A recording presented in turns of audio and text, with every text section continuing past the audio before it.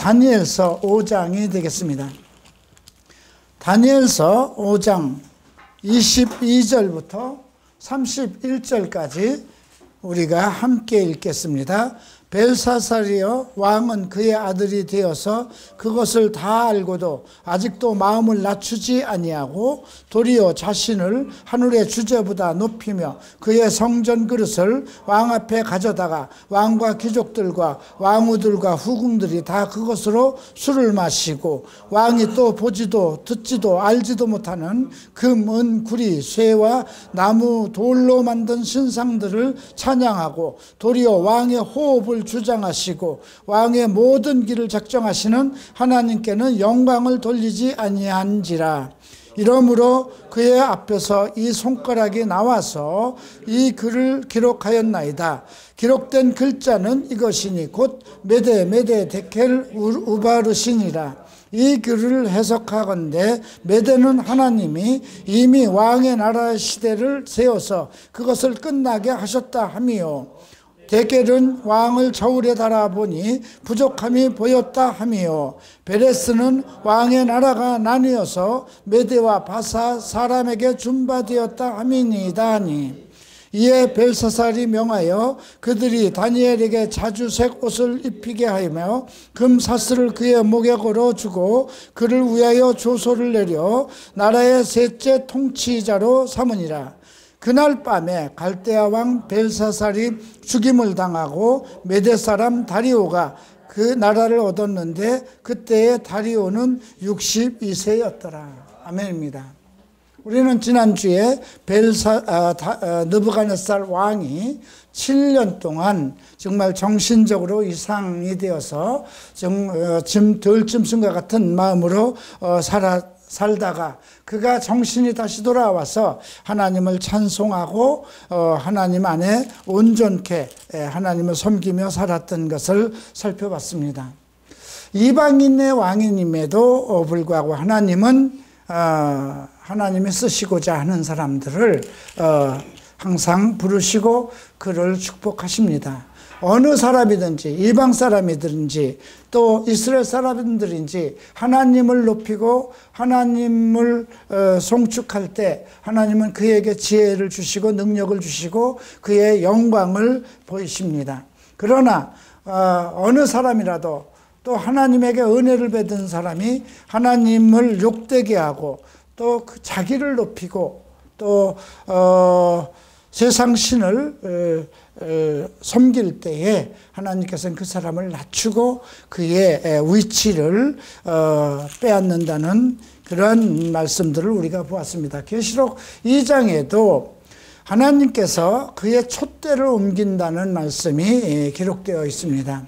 만약에 우리 가운데서 성령을 우리에게서 빼앗아가면 어떻게 할까요? 우리가 오늘 이 말씀을 들을 때에 지금 현실적으로 나는 하나님의 촛대가, 하나님의 성령이 나를 주관하고 있는가?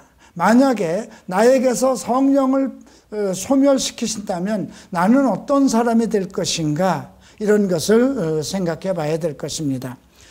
이 일의 발단은 이제 느부갓네살 왕의 시대가 끝났습니다. 그는 45년 동안 정말 위대한 왕으로서 전 세계를 통치하던 위대한 왕으로서 또 하나님을 찬송하며 또 자기의 그 왕권을 굳건히 하며 그렇게 살던 왕이었습니다. 그러나 이제 그의 시대가 끝나고 우리 5장에선 벨사살 왕, 즉 느부갓네살 왕의 손주가 됩니다. 그가 집권을 하면서 귀족 1000명을 모아서 큰 잔치를 베풀었습니다. 왜냐하면 느부갓네살 왕이 큰 제국을 이루어서 수많은 사람들을 통치하고 다스려 왔습니다. 그러나 이제 벨사살이 집권하면서부터는 그의 능력이 아무래도 떨어지게 되죠. 그러니까 이제 수많은 그 1000명의 귀인들을 모아서 자기의 위세, 자기의 위엄을 그들에게 주입시키고자 하는 그런 마음에서 1000명을 모아다가 이제 잔치를 베풉니다. 그런데 문제는 느부갓네살 왕이 예루살렘 성전에서 그 성전에 사용되는 많은 기물들을 금, 은으로 만든 많은 기명들을 이제 바벨론 성전으로 가져왔습니다. 느부갓네살 왕은 항상 하나님을 찬송할 때 그 모든 기명들을 놓고 하나님을 송축하고 높여왔는데, 벨사살 왕은 그것을 갖다가 거기에다 술을 마시면서 그들과 1000명이 함께 축배를 나누면서 우상들을 섬겼습니다. 음과 금과 또 그 동과 쇠로 만든, 나무로 만든 우상들을 송축했습니다. 이때 갑자기 그 성전 촛대 맞은편에 있는 큰 벽에, 회칠한 하얀 벽에 큰 손이 나타나서 글자를 쓴 것입니다. 그 글자를 보는 순간 그 글자가 무슨 뜻인지도 알지도 못하겠지만 너무 두려움에 이제 사로잡혀서 이제 왕의 모든 지혜자들을 불러서 이제 너희들이 이것을 해석한다면, 이 글자를 읽고 이것을 해석해 준다면 내가 너를 3번째 치리자로 삼겠다, 이렇게 명령을 했습니다. 그러나 모든 학자들과 지혜자들이 다 들어왔지만 그것을 읽지, 해석하지도 못하고 읽기지도 못했다고 기록되어 있습니다. 그때 이제 왕비가 나타나죠. 여기서 왕비는 벨사살의 왕비가 아니라 느부갓네살 왕의 왕비일 수 있습니다. 그래서 이제 어쩌면 느부갓네살 왕의 부인이 아니라 벨사살의 어머니라고 보는 것이 좋겠습니다. 왕비가 와서 이제 얘기를 합니다. 우리 중에는, 왕의 나라에는 거룩한 신들의 영이 있는 사람이 있습니다. 그래서 선대왕 느부갓네살 왕 때에 그 많은 이적들과 큰 일들, 또 다니엘이라는 사람이 있어서 그가 지혜와 총명이 있고 꿈을 해석하는 그러한 비밀한 일들을 하는 사람이 있습니다, 이렇게 얘기를 전해줬죠. 그래서 이제 벨사살 왕이 다니엘을 부릅니다. 그리고 내가 만약에 이제 그 글자를 읽어주고 그 해석한다면 모든 이제 자주색 옷을 입히고 금사슬을 내 목에 걸고 너를 이 나라의 3째 통치자로 삼겠다, 이렇게 얘기했습니다. 17절을 보시겠습니다. 그때 다니엘이 이런 말을 하죠. 왕의 예물은 왕이 친히 가지시며 왕의 상급은 다른 사람에게 주옵소서. 그럴지라도 내가 왕을 위하여 이 글을 읽으며 해석을 하리다, 이렇게 얘기를 하고 있습니다. 자, 우리가 그리고 이제 오늘 그 벽에 써 있는 글자를 이제 해석하게 되는데요. 이제 다니엘이 벨사살에게 이렇게 얘기를 하죠. 18절을 보시겠습니다. 왕이여, 지극히 높으신 하나님의 왕에 붙인 느부갓네살에게 큰 나라와 큰 권세와 영광과 위엄을 주셨고 그에게 큰 권세를 주셨으므로 백성들과 나라들과 언어가 다른 모든 사람들이 그의 앞에 떨며 두려워하였으며 그는 임의로 죽이며 임의로 살리며 임의로 높이며 임의로 낮추더니, 이 말은 당신이 알고 있는 당신의 붙인 그 느부갓네살의 그 권세와 영광과 위엄, 당신이 보아서 알겠지만 그 모든 것은 하나님으로부터 왔다는 것을 얘기하는 것입니다.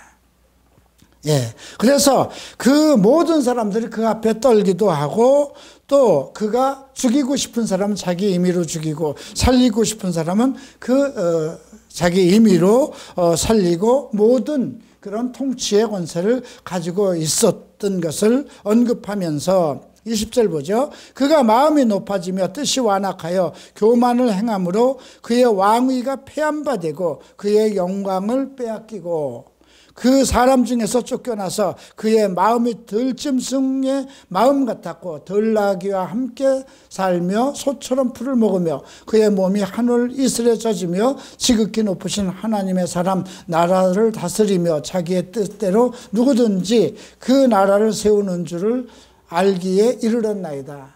지금 느부갓네살 왕에게 있었던 그 7년 동안 있었던 그 모든 것을 짧게 설명을 했던 것입니다. 이것은 벨사살 왕이 느부갓네살 왕과 함께 살면서 그가 친히 보았던 것이거든요. 어쩌면 이 말은 후세에 혹시 나의 제자들에게 내가 이요나 목사가 어떻게 살았으며 그가 과거에 어떤 행위를 하고 어떤 사람이었으며 그가 온전히 하나님을 송축하고 하나님께 돌아와서 어떻게 변화를 받았으며 이제 이런 얘기를 설명을 하면서 그의 어떤 잘못에 대한 것을 경책하는 그런 것과도 같다고 생각하겠습니다. 그런데 이제 문제는 우리가 이제 벨사살 왕의 문제점을 이제 22절에서 언급하는 겁니다. 벨사살이요, 왕은 그의 아들이 되어서 이것을 다 알고도 마음을 낮추지 아니하고 자신을 하늘의 주제보다 높이며 그의 성전의 그릇을 왕 앞으로 가져다 왕과 귀족들과 왕후들과 후궁들이 다 그것을 술을 마시며 왕이 보지도 알지도 못하는 우상들을 찬양하고 도리어 왕의 호흡을 주장하시는 왕의 모든 길을 작정하시는 하나님께 영광을 돌리지 않았다. 자, 우리가 오늘 이런 말씀을 하나의 역사로 볼까요? 역사입니다. 성경 역사입니다. 바벨론의 역사입니다. 이 세상에 통치하던 모든 고대 제국들의 역사입니다.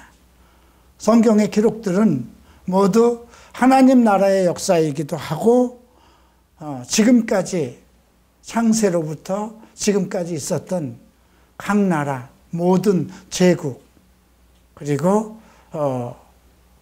이 세상을 다스리던 통치하던 나라들의 역사입니다.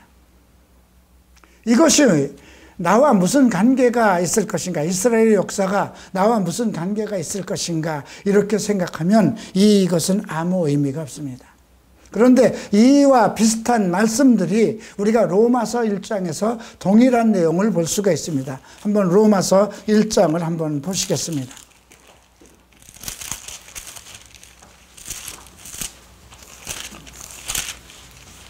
로마서 1장 18절에는 하나님의 진노가 불의로 진리를 막는 사람들의 모든 경건치 않음과 불의에 대해서 하늘로부터 나타나나니, 하나님의 진노가 불의로 진리를 막는 사람들에게 임한다는 것입니다.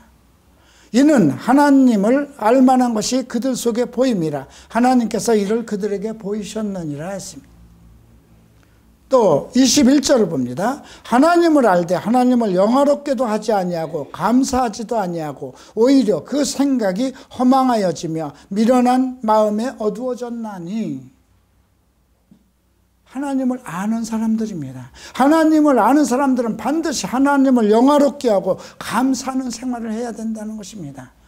그런데 하나님을 알되 하나님께서 분명히 그 모든 사람에게 그 하나님을 알도록 하는 지혜와 모든 것을 그 눈으로 볼 수 있도록 하셨다는 것입니다. 그럼에도 불구하고 그가 하나님을 알되 하나님을 영화롭게도 하지 않고 감사치도 아니하고 그 마음이, 그 생각이 허망해져서 자기 마음껏 자기를 높이며 그러고 살아갈 때 나타나는 현상이 언급되고 있습니다. 자, 스스로 지혜 있다 하나 어리석게 되어 썩어지지 않는 하나님의 영광을 썩어질 사람과 새의 짐승과 기어다니는 동물의 모양의 우상으로 바꾸었느니라. 하나님의 영광을 세상 것과 이렇게 견주어서 같이 생각하는 사람들이 되었다는 것입니다. 그래서 하나님께서 어떻게 하셨을까요? 24절에 보면 그들의 마음을 정욕대로 더러움에 내어버려뒀다는 것입니다. 너 그냥 내 정욕대로, 내 욕정대로 한번 살아봐. 또 두 번째는 그것보다 더 나아가서 진리를 거짓 것으로 바꾸는 사람들에게는 어떤 상황이 벌어졌을까요? 26절에 보면 하나님께서 그들을 부끄러운 욕심에 내어버려 뒀다는 것입니다.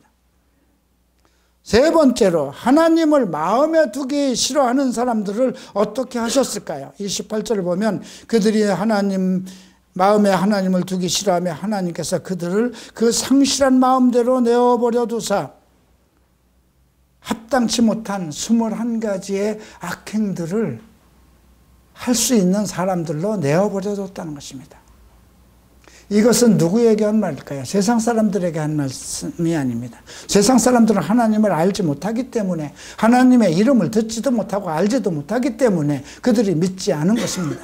이것은 로마 교인들에게 한 말씀이지만 오늘날 우리에게도 동일한 것입니다. 하나님을 알되 하나님에게 감사치 않고 하나님에게 영광을 돌리지 않고 살아가는, 그리고 자기를 높이며 자기 마음대로 살아가고자 하는 사람, 자기 정욕대로 살아가고자 하는 사람들, 하나님의 진리의 말씀을 따르지 않고 자기의 지혜, 세상의 지혜대로 살아가려고 하는 사람들, 마음에 하나님을 두지 않고 자기 뜻대로 살려고 하는 사람들에게 나타나는 현상입니다. 하나님이 그들을 더러운 가운데 내어버려 뒀다는 것입니다.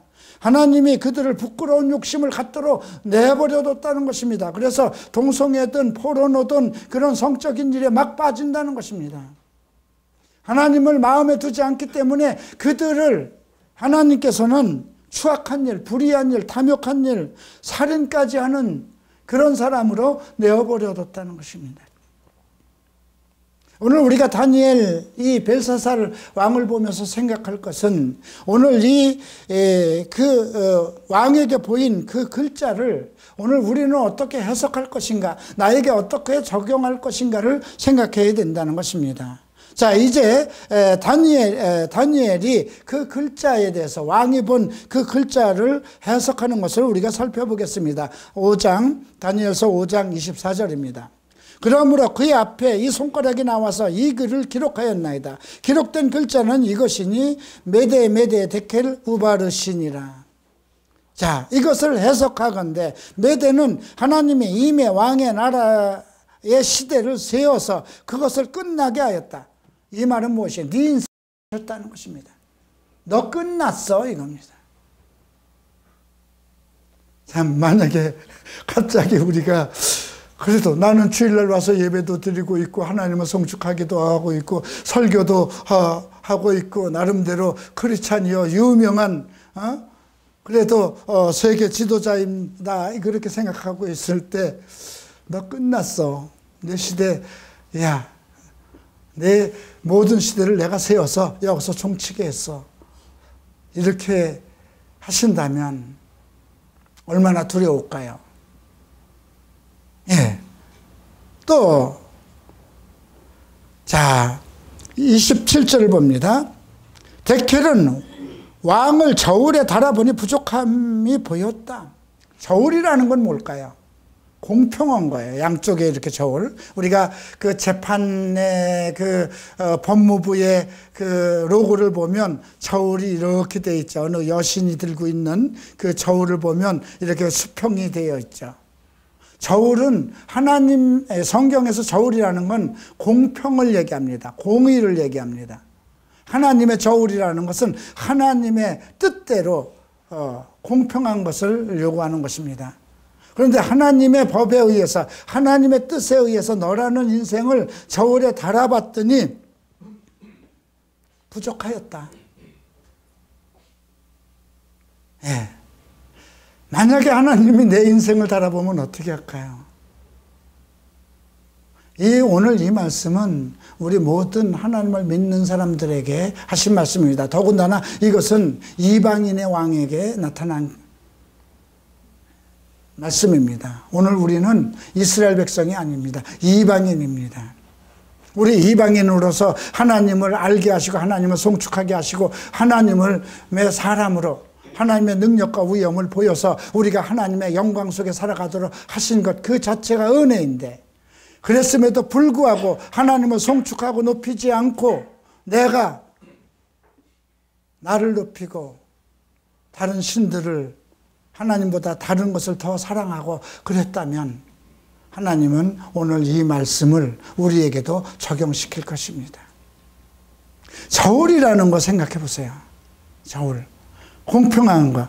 하나님의 저울에 내 생각이 아니라, 내 양심이 아니라 하나님의 법에 의해서 내 모든 것이 공평한 하나님의 뜻대로 살고 있느냐 이거죠. 자, 성경에는 이렇게 많은 샘플들이 있습니다. 물론 다 하나님 안에서 태어난 사람입니다. 여러분, 아담의 아들이 가인하고 아벨이 있습니다. 우리에게 무엇을 보여주는 겁니까? 그들은 우리에게 보여주는 샘플들입니다. 하나님의 저울에 달린 사람들입니다. 가인은 하나님의 저울에서 부족한 사람이었습니다. 하나님의 공의를 이루지 못한 사람이었습니다. 또 이스마엘과 이삭이 나옵니다. 또 야곱과 에서가 나옵니다. 다윗 왕과 사울 왕이 나옵니다. 항상 하나님은 우리에게 두 샘플을 보입니다. 어느 샘플을 따를 것인가? 모두가 우리가 알고 있습니다. 사울 왕의 부족함은 무엇이었던가? 온전히 하나님을 송축하지 않았다는 것입니다. 하나님을 믿으면서도, 하나님을 송축하면서도 내 것은 따로 두고, 내게 유익한 것은 내가 따르고 유익하지 않은 것은 그냥 저버리고, 이것이 사울의 믿음이었습니다. 다윗은 왜 하나님이 합당하다고 그랬을까요? 나와 마음을 합한 자라고 그랬습니다. 다윗은 어떤 일을 할 때 항상 하나님의 마음을 생각했습니다. 물론 다윗이 사울이 하지 않은 나쁜 짓도 많이 했어요. 한 여인을 보고 음욕을 품고 간음을 하고 임신케 했고, 그것을 알까봐 그의 남편까지 전쟁터에 내보내서 죽게 했어요. 그런 것은 사울도 하지 않은 거예요. 그럼에도 불구하고 하나님은, 근데 그러한 모든 죄들은, 성적인 죄들은 모든 인간이 다 할 수 있다는 걸 전제로 하고 한 것입니다. 다만 그가 그러한 범죄한 후에 하나님의 경고함을 받고 어떻게 했느냐를 물어보는 것입니다. 다윗은 나단 선지자가 그에게 잘못을 공고했을 때 그가 정말 회개하고 진심으로 자기의 모든 것을 회개하고 하나님 앞에 나아갔다는 것입니다. 그러나 사울은 어땠습니까? 그의 선지자 사무엘 선지자를 보내서 그의 잘못을 계속 경고했음에도 불구하고 내가 한 것이 아니라 백성들이 그랬기 때문에, 내가 지금 좋은 것을 하나님께 드리려고 했습니다, 계속 변명을 했다는 것입니다. 많은 사람들이 자기의 잘못을 내가 선한 행실로 해서 덮어버리려고 하는 그러한 실수를 많이 합니다. 여러분들은 나의 잘못을 덮으려고 해서는 안 되는 것입니다. 나의 잘못은 잘못했습니다, 회개하고 해야 되는 문제이지, 내가 선한 것을 했게, 내가 이렇게 나쁜 짓을 했는데 교회 가서 봉사하면 되겠지, 헌금을 많이 하면 되겠지, 그걸로 상쇄되지 않는다는 것입니다. 사울왕은 또 가인은 그렇게 했습니다. 내가 하나님께 예물을 많이 드림으로 인해서 내가 어떻게 살았든지 간에 그 악한 행실도 다 상쇄됐을 것이라 그렇게 생각합니다. 오늘날 우리도 그런 사람들이 많습니다. 어떻게 해서든지 내가 성전에 주일 성수 지내하고 11조 많이 드리고 그러면 모든 것이 하나님께서 곱게 봐주실 것이라. 아닙니다. 유대인들도 그랬습니다. 옴깃바라는 걸 만들어서 부모에게 그냥 들이신 바 된다 하면, 하나님께 드림 되었다고 하면, 하나님께 드림 바 되었다고 그러면 내가 부모에게 효도를 안 해도 된다는 그런 상국을 가지고 있었습니다. 이것이 우리 크리스천들이 가지고 있는 잘못된, 모순된 생각입니다. 그냥 잘못한 것에 대해서는 잘못했습니다 하는 것입니다. 여러분, 우리 호흡을 주관하시는 분, 지금 다니엘이 느부갓네살 왕에게 얘기하죠. 왕의 호흡을 주장하시고 왕의 모든 길을 작정하시는 하나님께 영광을 돌리지 않았다. 이건 매우 중요한 것입니다. 내 호흡을 주관한다는 것. 우리가 이 손발은 이 모든 근육들이 뼈에 붙어 있어서 어떠한 내 의지로 움직입니다. 그죠? 내가 눈으로 무엇을 보고 내가 그 손으로 발로 일하고 하는 것은 전부 다 내가 움직일 수 있는 근육들입니다. 그런데 하나님께서 내가 움직일 수 없는 그러한 근육들을 주셨어요. 그것이 심장이요, 폐입니다. 이것은 내가 숨을 쉬고 싶다 그렇게 생각하고 쉬는 것이 아니라 저절로 숨을 쉬게 돼 있고, 심장은 내가 만지지 않고 내가 어떻게 하지 않는 상황 속에서도 그냥 하나님에 의해서 자율신경에 의해서 움직이게 돼 있습니다. 이런 것은 왜 그러냐면 내 생명과 관계되는 것이기 때문에 하나님이 주관하시기 위한 것입니다. 내 호흡을 내가 주관하지 못합니다. 가끔 나는 앞으로 몇 년 남았을까? 내가 한 10년 살까? 20년 살까? 더 오래 살기를 물론 소망하죠. 근데 청년의 때는 내가 몇 살을 살까 그런 거 생각하고 살지 않아요. 청년의 때는 참 신기한 것이 뭐냐면 영원이라는 의식을 가지고 있는 것 같아요. 영원. 영원이라는 의식을 가지고 있어서 죽음 같은 건 생각하지 않습니다. 그런데 40만 되면 어떻게 되나요? 40만 되면 무엇인가 생각하게 돼요. 그죠? 그러나 60이 되면 어떻게 될까요? 지난 날을 생각하게 됩니다. 60쯤 되면 자기 친구들도 거의 다 떠나갑니다. 그리고 앞으로 남은 것이 얼마나 남았을까? 이런 것들을 생각하게 됩니다. 그러니까 우리가 그만큼 그래서 젊었을 때는 환상을 보며 미래를 본다는 것이잖아요. 앞날을 봐요. 자기 앞에 영원한 생활이 펼쳐 있을 것이라 생각해요. 그래서 젊은이들의 실수는 뭐냐면 지금 내가 부모 밑에서 편하게 살아가는 것이 영원할 것이라고 생각합니다. 착각입니다. 저도 그렇게 생각했어요. 저도 내 어머니가 살아계시고 내 아버지 어머니 밑에 있을 때는 그 먹고 마시는 모든 것이 부족함이 없고 풍족함이 없고 그들이 어떤 고생을 하는 것이 그거는 뭐 그들의 팔자고 나는 나의 생활은 영원할 것이라 생각했어요. 그런데 하나님께서 나를 돕는 모든 것, 내가 먹고 살 수 있는 그 토대를 다 치웠을 때, 그때가 나는 아무것도 할 수 없었다는 거예요. 그래서 우리가 청년의 때에 뭘 준비를 해야 될까요? 앞날을 준비해야 되는 것입니다. 청년의 때부터. 여러분들의 앞날을 준비하기 위해서 부모들이 여러분들을 공부시키는 것입니다. 그러나 그런 것은 우리가 예비하고 다 준비할 수 있다 하더라도 내 인생을 작정하고 인도하시는 분은 하나님이라는 거죠. 사람이 자기 생각으로 모든 것을 경영할지라도 내 발걸음을 인도하시는 것은 하나님이시라는 것입니다. 신적 작정이 있습니다.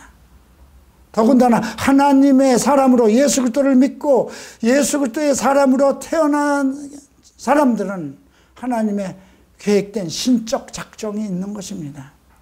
그렇기 때문에 우리는 어떤 상황이 있어도 오직 하나님을 송축하고 하나님의 위엄과 영광을 위해서 살아가야 된다는 것입니다. 나의 기쁨이 아닌 하나님의 기쁨, 나의 기쁨이 아닌 나의 주인 예수 그리스도의 기쁨, 그분을 만날 나를 위해서 가야 된다는 것입니다. 만약에 내가 그런 마음으로 내 생활을 그렇게 균형 잡힌 생활을 한다면 나의 인생은 주님 앞에서 하나님 안에서 온전한 저울에 공평하게 달릴 것입니다. 그것이 공의입니다.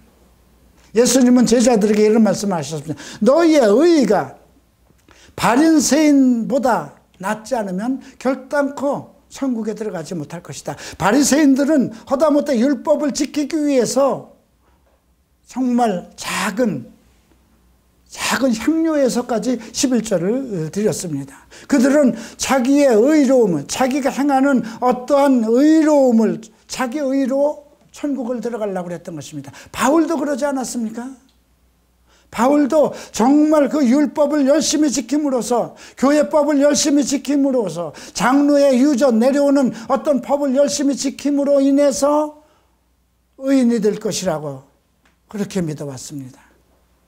그런데 그것이 똑같은 거예요. 나의 의로, 내가 의로움을 많이 행함으로 인해서 나의 잘못을 상쇄하고 하나님께 잘 보이려고 하는, 그것은 안 된다는 것입니다. 그것이 안 되기 때문에 율법으로 사람이 의롭지 못하기 때문에 율법을 치우고 하나님의 한 의, 예수 그리스도를 보내신 것입니다. 예수 그리스도처럼 온전한 의가 없기 때문에. 그래서 예수를 믿으면 그의 의가 우리에게 전가되는 것입니다. 나는 여전히 죄인이고 아직 죄성대로 움직이고 있고 아직도 내 머리 생각과 내 행동들이 죄를 짓고 있음에도 불구하고 내가 예수를 믿고 있는 한 그의 의가 하나님 앞에 공의에 이르도록 하는 것입니다. 그러나 문제는 내가 오직 예수 그리스도를 송축하고 하나님의 사람으로 살아가느냐 이겁니다. 그러면 내가 육신의 죄와 세상의 유혹을 받으면서 어떻게 살아갈까요? 사람으로 할 수 없는 것을 하나님이 하시기 때문에 그의 성신, 하나님의 신을 내가 믿을 때 내 안에 넣어주신 것이거든요. 할 수 있다는 것입니다. 성경에 기록되어 있는 모든 것은 할 수 있는 것입니다. 내가 아는 것뿐입니다. 그래서 오늘 내가 누구를 경배할 것인가, 무엇을 좋아할 것인가, 무엇을 사랑할 것인가, 누구를 기쁘게 할 것인가, 오직 그겁니다. 나의 호흡을 주장하시고 내 모든 길을 인도하시는, 작정하시는 하나님. 내 모든 길이 하나님 앞에 작정되어 있다면 그분만 송축해야 될 거잖아요.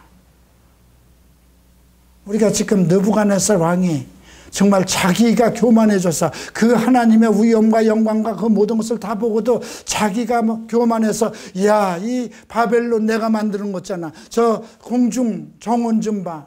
이 도시 내 위엄과 내 모든 것으로 한 거 아닌가. 그랬을 때 하나님께서 그를 내리치셨다는 것입니다. 그래서 짐승의 마음으로 돌아갔다는 것입니다. 이 말은 무엇이에요? 오늘도 우리에게 똑같다는 것이에요. 하나님을 알만한 것이 내 안에 있을 때 내 마음이 교만해져서 진리를 거짓 것으로 바꾸고 하나님을 영화롭게 하지 않고 하나님을 내 마음에 두지 않으면 로마서 1장에 나타나는 것처럼 하나님은 우리를 상실한 마음대로 내어버려 두고 욕정대로 내어버려 두고 부끄러운 욕심대로 내어버려 둬서 너 한번 짐승처럼 살아봐, 이렇게 내버려 둔다는 것입니다. 오늘 이 말씀은 바로 우리에게 하신 말입니다. 하나님의 저울에 달린 인생들입니다. 그 저울에 달려서 내가 어떤 의로움을 행해서 하나님 앞에 그 하나님의 공평저울에 온전해질 수 없기 때문에 예수 그리스도라는 이름을 줘서 내가 예수 그리스도의 믿음으로 하나님의 의가 나타나고 그 성령의 능력으로 살아가려고 했을 때 하나님은 나를 보시는 것이 아니라 나를 위해서 십자가를 지신 예수 그리스도의 그 의로서 나의 생명을 지키고 나의 가는 길을 의롭다 하시는 것입니다. 결국 벨사살 왕은 이미 왕의 나라를 세워서 그것이 끝나게 하셨습니다. 다 끝났습니다.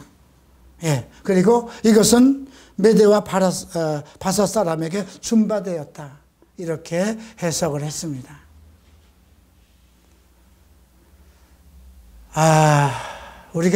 우리 인생에 이런 일이 나타나서는 안 되죠. 오늘 이 말씀을 주신 것은 역사를 배우게 한 것이 아니라 하나님 앞에 나는 지금 어떠한가, 나를 지금 대면하기 위한 것입니다. 여러분 앞에 두 샘플이 있습니다. 하나는 느부갓네살 왕입니다. 하나는 벨사살입니다. 누가 잘한 건가요? 느부갓네살 왕이 잘했습니다. 그는 때때로 하나님을 알면서도 자기가 교만했다가 다시 또 돌아왔습니다. 그러나 벨사살은 작정을 하고 모든 성경에 기록된 말씀들을 알고, 그죠? 자기 눈앞에 샘플을 두고도, 예, 자기 할아버지가 벨사살에겐 샘플이었어요. 그러니까 하나님을, 내 할아버지가 하나님을 송축했을 땐 이렇게 왕의 위엄이 나타났구나. 나도 그렇게 해야지. 그렇게 살았어야 되는 거거든요. 그래서 구약에서는 항상 이렇게 얘기를 합니다. 다윗 왕의 위를 본받아서, 항상 이스라엘 왕에게는 열왕기서를 보면 항상 그런 내용이 나옵니다. 누가 다윗의 마음과 같지 않아서, 그죠? 그들에게는 항상 샘플과 기준을 두셨던 것입니다. 지금 그러나 우리에게는 이러한 샘플을 따라가라는 건 아니에요. 느부갓네살 왕을 따라가라는 것은 아닙니다. 누구를 따라가라는 거예요? 우리에게는 많은 샘플을 보여주면서 네가 어떤 것인지 선별하라는 것입니다. 어떤 것이 옳고 악이었는가를 깨달으라는 것입니다. 그러나 선택은 느부갓네살 왕처럼 사는 거나 벨사살처럼 사는 것을 요구하는 것이 아닙니다. 누구를 요구하는 겁니까? 우리에게는 모델을 한 분입니다. 예수 그리스도입니다. 벨사살도 의롭지 못합니다. 또 느부갓네살 왕도 의롭지 못하긴 마찬가지였습니다. 다만 우리는 구약에 나타난 많은 샘플들을 보고 나는 어느 것을 선택할 것인가, 어느 것이 옳고 어느 것이 악인가, 어느 것을 하나님이 사랑하시고 어느 것을 심판하시는가, 그것을 보고 판단하고 깨달으라는 것입니다. 그리고 우리 앞에는 오직 하나님의 의, 예수 그리스도, 하나님의 공평한 저울, 예수 그리스도를 주었기 때문에 그분이 모델이 돼서 그분 안에서 주시는 성령의 능력 안에서 그분의 진리의 말씀 안에서 실패 없는 인생을 살아가라는 것입니다. 우리가 이제 한 말씀을 보고 마치도록 하겠습니다. 빌립보서 3장입니다. 빌립보서 3장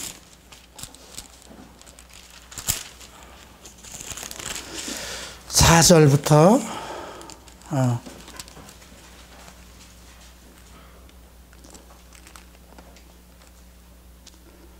빌립보서 4장 3장입니다. 7절부터 9절까지입니다. 그러나 무엇이든지 내게 유익하던 것을 내가 그리스도를 위하여 다 해로 여길 뿐더러 또한 모든 것을 해로 여김은 내 주 그리스도 예수를 아는 지식이 가장 고상하기 때문이라. 내가 그를 위하여 모든 것을 잃어버리고 배설물로 여김은 그리스도를 얻고 그 안에서 발견되려 함이니 내가 가진 의는 율법에서 난 것이 아니요 오직 그리스도를 믿음으로 말미암은 것이니 곧 믿음으로 하나님께로 난 의다. 우리가 모든 것 다 배설물로 여기고 내가 얻었다 함도 완전함이 없는 것입니다. 내가 무엇을 했든, 내가 어떤 선한 것을 했든, 내가 어떤 기적을 일어났든 그것은 다 배설물처럼 여겨야 된다. 그것은 의로운 것이 하나도 없고 완전한 것이 없습니다. 오직 하나를 보고 달려가는 겁니다. 오직 예수 그리스도의 의만이 나를 지킬 수 있고 나를 온전케 할 수 있고 그리스도의 영광 속에 나를 초대할 것이기 때문입니다. 기도하겠습니다. 일어나시기 바랍니다.